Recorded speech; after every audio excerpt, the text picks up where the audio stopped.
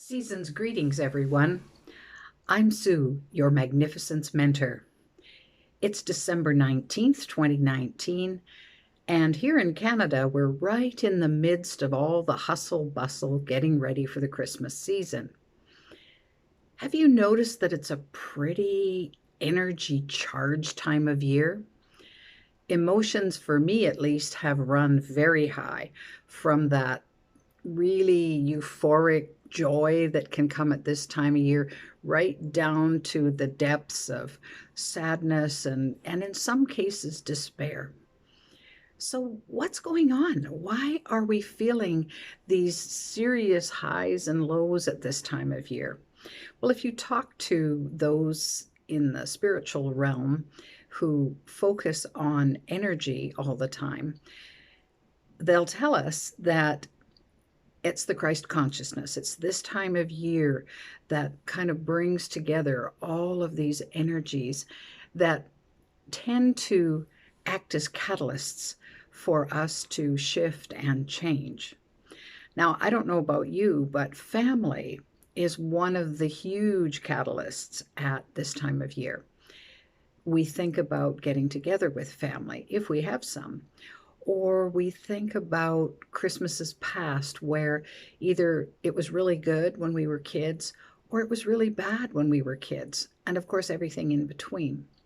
So those triggers sometimes kind of just upside the head and get us thinking about why is this happening to me?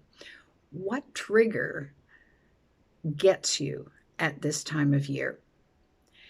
So sometimes I'm triggered by the amount of shopping that is out there and is possible to do, and knowing that maybe I don't have the kind of budget that I'd like to have for my friends and family. Other times it's just a sense of loneliness because at the moment I'm not right next door to my family. They're across the country. So it's, oh, I wish I could be with them. And why aren't I? What's going on here?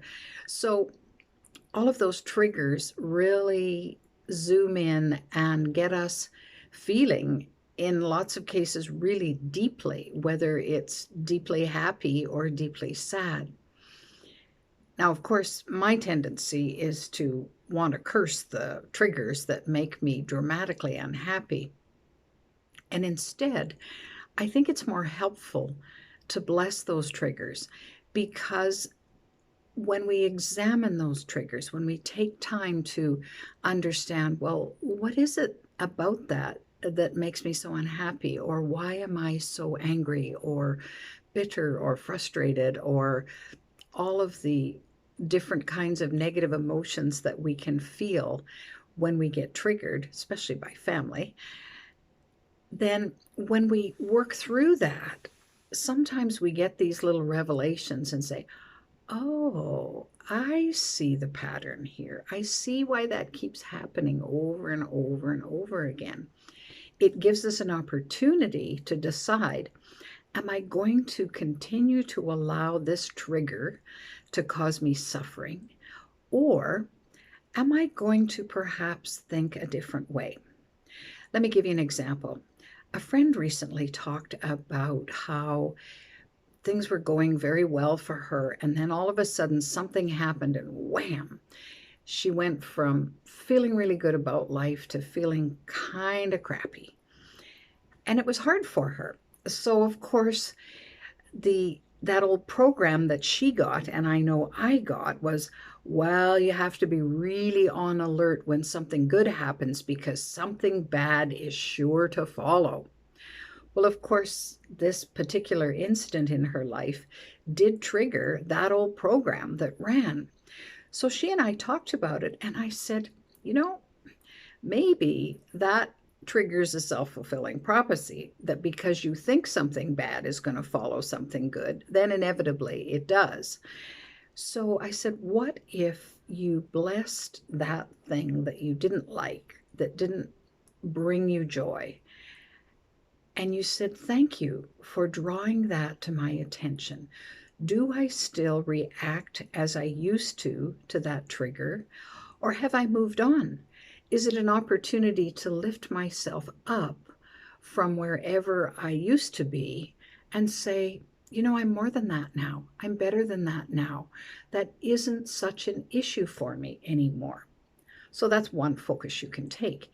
If it still really triggers you, then of course you have an opportunity, and of course you don't like it, you have an opportunity to take a look at it and say, how might I handle this differently?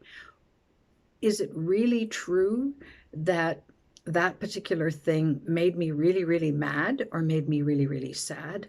Or did I choose to react that way? And if I did choose, could I choose to do it differently?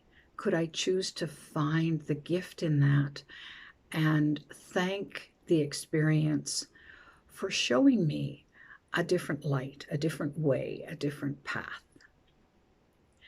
So as you motor on through this holiday season, I do want to wish you all the joy that it can bring and all the learning and growth that will set the stage for an absolutely stellar 2020. For two reasons. First of all, because you deserve it. And secondly, because you are magnificent.